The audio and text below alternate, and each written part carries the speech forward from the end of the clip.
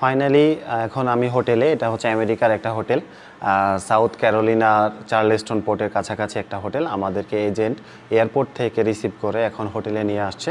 তা আমরা আজকে রাতটা এখানে স্টে করব, কালকে সকালে ইনশাল্লাহ 11:30টার দিকে, মানে এখানকার লোকাল টাইম, আমরা শিপে জয়েন করব। এখন বাজে রাত 11টা এখানের।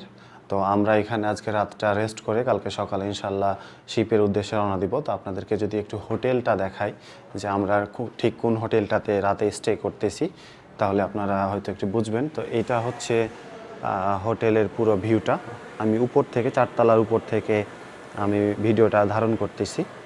এই পাশে নিচে রেস্টুরেন্ট আছে খাবার জন্য, আর এগুলো এক একটা রুম। তো আমার রুম দিছে 412। তো এই পাশে হচ্ছে যে আমি আমার রুমটাতে ভিতরে গিয়ে দেখাই যে কি অবস্থা, কেমন দেখতে। তো আপনারা হয়তো জানবেন যে আমি 33 ঘন্টা জার্নি করার পর, লম্বা একটা জার্নি করার পর অনেক টায়ার্ড হয়ে আছি। এখন আমার একটা রেস্ট দরকার। তো এই পাশে হচ্ছে আমার 412 নাম্বার রুম। এই পাশে আমার কি আছে, ও খুবই সুন্দর। আমি রুমের পুরো ভিউটা যদি দেখাই আপনাদেরকে তাহলে হয়তো বুঝবেন। এই পাশে আগে আমি লাইটগুলো অন করি। এই পাশে একটা লাইট আছে, এই পাশে একটা লাইট আছে। লাইটগুলো বন্ধ করা ছিল, লাইটগুলো অন করলে তারপরে একটু ভালো ভিউ পাবেন আশা করি। তো এই হচ্ছে পুরো রুমের ভিউটা। তো আমি যদি এদিক থেকে শুরু করি, এই পাশে আমার বসার জন্য একটা সোফা আছে, আর আমার ডিনারের জন্য এগুলো পাঠিয়েছে। আমি দেখি কি খাবার।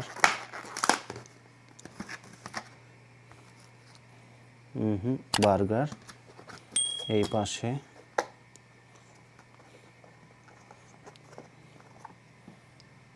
Chicken wings. এগুলো আমার ডিনারের জন্য, কারণ প্লেনে খেয়েছিলাম, তারপরও সেটা সাফিসিয়েন্ট ছিল না। তারপরে এই পাশে একটা বেড, এই পাশে টিভি আছে, এই পাশে একটা লকার আছে, লকারে আয়রন করার জন্য এখানে ব্যবস্থা আছে।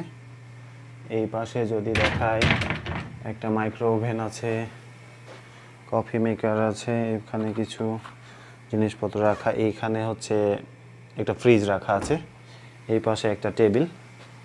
আর এই পাশের বাইরের ভিউটা এখন দেখা যাচ্ছে না কারণ অন্ধকার, বাট এখানে সুন্দর একটা ভিউ দেখা যাচ্ছে।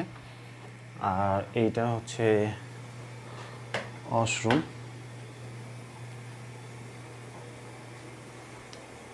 পুরো ভিউটা যদি দেখাই তাহলে ঠিক এইরকম একটা ভিউ।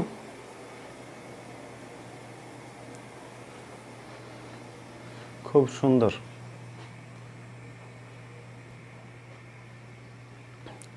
তো আপনারা আমাকে যারা নতুন দেখছেন, আমি ওয়াহিদ হাসান নয়ন, নয়ন অন দ্য সি পেজ থেকে। আমি দীর্ঘ একটা যাত্রার পরে এখানে এসে পৌঁছেছি, কারণ আমার শিপটা হচ্ছে আমেরিকার একটা পোর্টে আছে এবং এখান থেকে আমি শিপে জয়েন করব।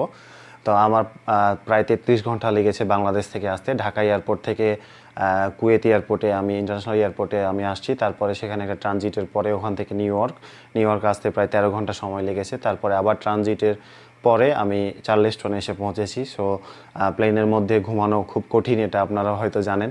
সো দীর্ঘ 33 ঘন্টা কোনো ঘুম নাই, সো অনেক বেশি টায়ার্ড। এখন রেস্ট করে ইনশাল্লাহ কালকে সকালে শিপে জয়েন করব, নতুন একটা শিপ। জানি না কী ধরনের এনভায়রনমেন্ট। আমার সাথে যারা আপনারা যদি থাকেন তাহলে দেখতে পারবেন আস্তে আস্তে শিপের অবস্থা কেমন।